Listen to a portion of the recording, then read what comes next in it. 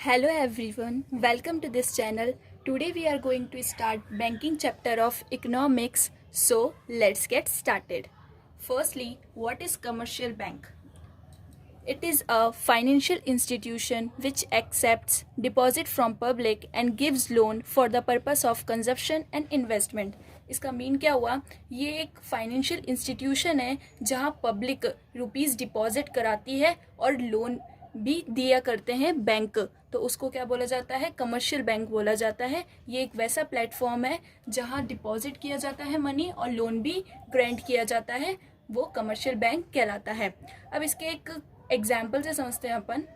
जैसे एक क्वेश्चन दे रखा है, all commercial banks are financial institution and financial institution are not commercial bank. इसका मीन क्या हुआ कि जितनी भी कमर्शियल बैंक है वो सारी फाइनेंशियल इंस्टीट्यूशंस होते हैं, बट जो फाइनेंशियल इंस्टीट्यूशंस होते हैं वो कमर्शियल बैंक क्यों नहीं होते हैं? तो फर्स्ट अपन इसका देखते हैं। LIC है। LIC अपन ने सबने सुन रखा है। LIC क्या है? LIC क्या होता है? जो लोन प्रोवाइड कराता है। ठीक है, तो एक बार इसे पढ़ लेते हैं। It provides loan to public but does not accept their deposit. इसका मीन क्या हुआ कि ये लोन तो प्रोवाइड कराता है पर जो पब्लिक के जो डिपॉजिट जो रुपीस होते हैं वो ये डिपॉजिट नहीं करता है। तो मतलब क्या हुआ? ये कमर्शियल बैंक नहीं हुआ। कमर्शियल बैंक वही होता है जहां डिपॉजिट एक्सेप्ट किए जाते हैं और लोन भी दिया जाता है। ये दो चीज़ होनी चाहिए तभी कमर्शियल बैंक वो उसे कहते हैं। तो इसके अंदर क्या हुआ? ये सिर्फ लोन प्रोवाइड करा रहा है, कैश डिपॉजिट नहीं कर रहा है। तो मीन क्या हुआ? ये कमर्शियल बैंक नहीं हुआ, ये सिर्फ एक फाइनेंशियल इंस्टीट्यूशन है। नेक्स्ट क्या है? Post office. पोस्ट ऑफिस क्या है? It is a financial institution but not commercial bank at accepted deposit but doesn't grant loan. Post office क्या कर रहा है? सिर्फ ये रुपीस डिपॉजिट कर रहा है, पब्लिक के जो रुपीस है वो डिपॉजिट कर रहा है बट लोन नहीं दे रहा। तो मतलब क्या हुआ? ये कमर्शियल बैंक नहीं हुआ, क्योंकि कमर्शियल बैंक के अंदर दोनों चीज़ आनी चाहिए, डिपॉजिट भी आनी चाहिए और लोन भी आना चाहिए। बट इसके अंदर सिर्फ डिपॉजिट आ रहा है, लोन नहीं आ रहा, तो ये एक फाइनेंशियल इंस्टीट्यूशन हुआ और कमर्शियल बैंक नहीं हुआ। अब अपन देखते हैं कि बैंक है वो कैसे प्रॉफिट अर्न करती है, तो वो देखते हैं एक बार इस चार्ट से। हाउस होल्ड है, बैंक है और बोरोवर्स है।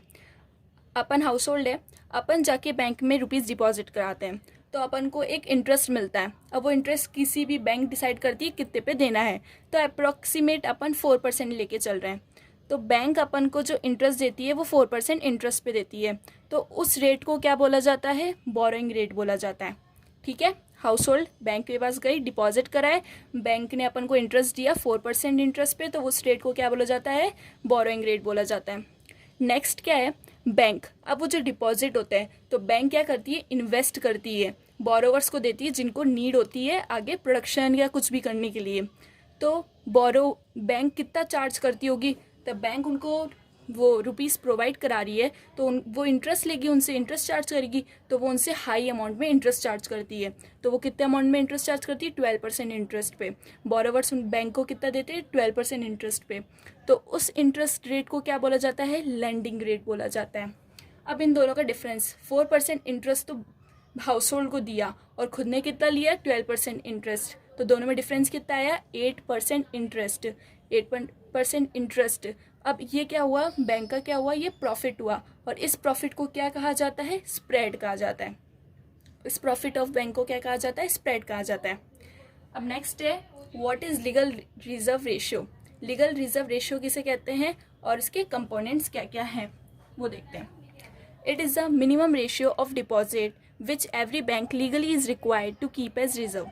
ये एक मिनिमम रेशियो होता है डिपॉजिट, जितने भी है ना पीपल्स डिपॉजिट कराते हैं बैंक में मनी, उसका सबसे छोटा बार मिनिमम रेशियो लेते हैं बैंक और अपने पास में एज अ रिजर्व रखते हैं कि आगे कोई प्रॉब्लम हो तो वो उसे रिकवर कर सकें।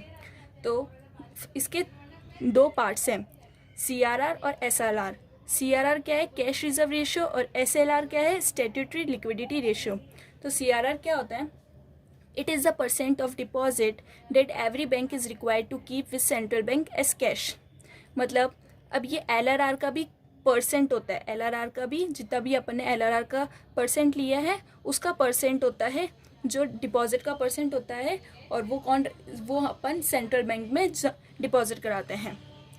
CRR उसे कहते हैं। और SLR किसे कहते हैं? It is the percent of deposit which bank is required to keep with itself.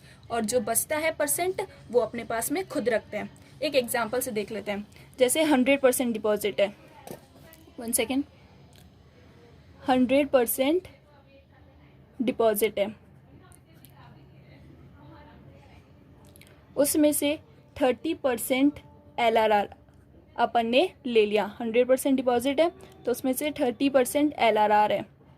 Okay, तो उसमें से LRR में से अपन क्या करेंगे, 6% तो RBI को दे देंगे और 24% अपन खुद रख लेंगे। इस चीज़ को क्या कहा जाता है? SLR कहा जाता है। और इस चीज़ को क्या कहा जाता है? CRR कहा जाता है। मतलब जो डिपॉजिट होती है उसमें से कुछ परसेंट कौन सा? 30%। मतलब कुछ भी हो सकता है, वो बैंक डिसाइड करती है। तो वो अपन ने एक अप्रॉक्सीमेट करा तो 30%, तो 30% क्या हुआ? LRR हुआ। LRR अपन ने 30% लिया। अब उस कुछ परसेंट जो 30% है उसमें से अपन ने 6% तो RBI में डिपॉजिट करा दिया। तो उस परसेंट को क्या बोला जाता है? CRR बोला जाता है। और जो अपन खुद रखते हैं उसे क्या बोला जाता है? SLR बोला जाता है। Okay, thank you.